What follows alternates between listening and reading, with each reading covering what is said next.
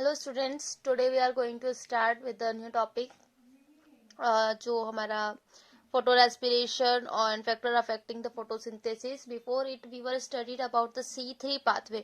Now in this video we will discuss about the C4 pathway. C4 pathway को हम Hatch-Slack pathway भी कहते हैं. ओके, बेसिकली ये जो है 2 स्टेप्स में इन्वॉल्व होता है या फिर हम कहें कि 2 साइकिल्स के कॉम्बिनेशन से बना हुआ है. ये जो हम बात कर रहे हैं C4 पाथवे उन प्लांट्स में होता है जहां पर C3 basically C4 first product होता है ऑक्सीजन कार्बन डाइऑक्साइड फिक्सेशन में. ठीक है, जिसे आप OAA यानी ऑक्जेलो एसिटिक एसिड कहते हैं. सबसे पहले क्योंकि इस पर वर्कआउट किया था Australian scientist hatch and slacks ने, तो इस साइकिल्स को हम हैच एंड स्लैक्स पाथवे भी कहते हैं जो बेसिकली C4 प्लांट्स में होता है. क्यों? क्योंकि इनके पास special type of leaf anatomy होती है जो कि हाई टेम्परेचर टॉलरेट कर पाती है. तो बेसिकली जो टेरेस्ट्रियल एरिया है हाई टेम्परेचर वाले, हाई इंटेंसिटी को ये रिस्पॉन्स करने के लिए कैपेबल होते हैं. और इन प्लांट्स में हमको क्या देखने को मिलेगी? C4 पाथवे मिलेगा.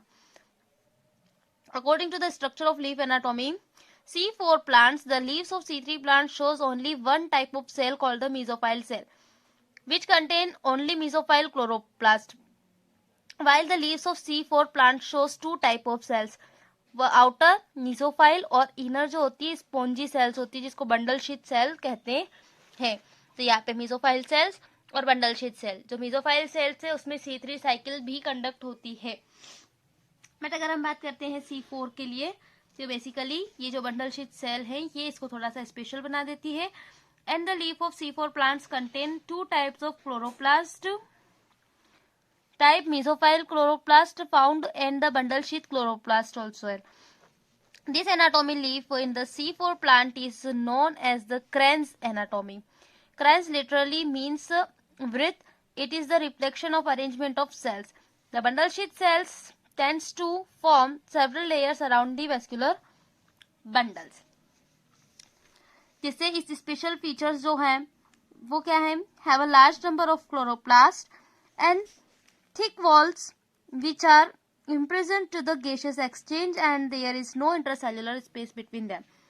अब अगर हम हैच एंड स्लैक्स साइकिल्स पढ़ते हैं डिटेल, तो यहाँ पर कुछ स्टेप्स, बेसिकली 4 स्टेप्स में हम इसको इजीली समझ सकते हैं.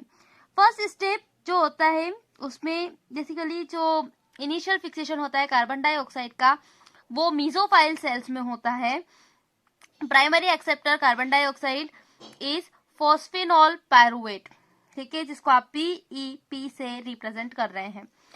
ठीक है, तो फॉस्फोफिनॉल पायरुवेट क्या करेगा? एटमॉस्फेरिक कार्बन डाइऑक्साइड को फिक्स करेगा and it combines with the carbon dioxide in the presence of an enzyme phosphophenol pyruvate carbolex enzyme, जिसको आप PEP केस से भी रिप्रेजेंट कर सकते हैं, to form the first stable 4 carbon organic acid product of C4 pathway, that is the oxaloacetic acid.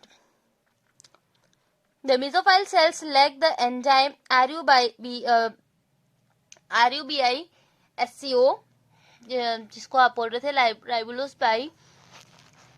राइबोलोज biphosphate carboxylase oxygenase enzyme. Further formation of another 4 carbon plant like malic acid or aspartic acid takes place in the mesophyll cells itself. The compound OAA is transported to the bundle sheath cells where the broken down release CO2 and the C3 carbon molecules form.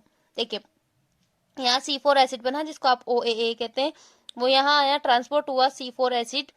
Okay, और यहाँ D carboxylation हुआ उसका. तो D carboxylation मतलब एक carbon का molecule निकल गया, तो अल्टीमेटली यहाँ C3 एसिड रह गया. C3 एसिड जो हमारा C3 का प्रोडक्ट था, और ये C3 एसिड क्या होगा? वापस ट्रांसपोर्ट होगा और कहाँ आ जाएगा? मेसोफाइल सेल्स में आ जाएगा.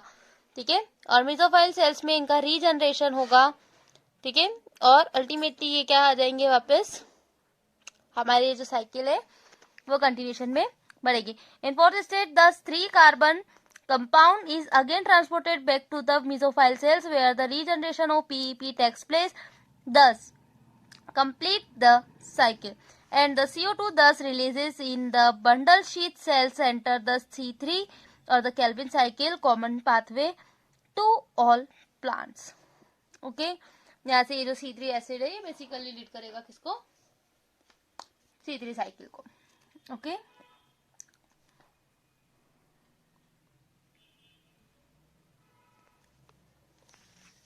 Now the next topic is photo respiration.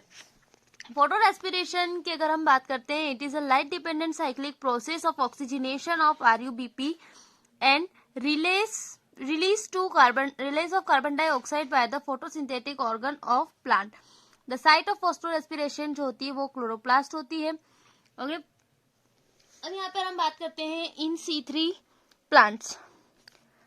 Some oxygen will be bind to RUBIS coenzyme and decreases carbon dioxide fixation. Hence, the RUBP instead of converting to 2 molecule of PGA get binds with the oxygen, और वो क्या बना देता है, एक molecule phosphoglycerate का बना देता है और एक मॉलिक्यूल फॉस्फोग्लाइकोलेट का बना लेता है, each in the pathway called the photo respiration. Okay, यहाँ पे आप डिटेल डिफरेंस देख सकते हैं. If you want to take a screenshot, so you can take difference between the C3 and C4 plant. Factor affecting the photosynthesis, कुछ internal factors हो सकते हैं जैसे कि क्लोरोफिल की प्रेजेंस या फिर पिगमेंटेशन. कुछ एक्सटर्नल फैक्टर हो सकते हैं जैसे कि light, temperature, carbon dioxide concentration, water availability. ये सारे जो हैं कुछ बेसिक फीचर फैक्टर्स हो सकते हैं जो कि बेसिकली फोटोसिंथेसिस के रेट को अफेक्ट कर देते हैं. With this chapter is completed. If you have any query, you can contact to me.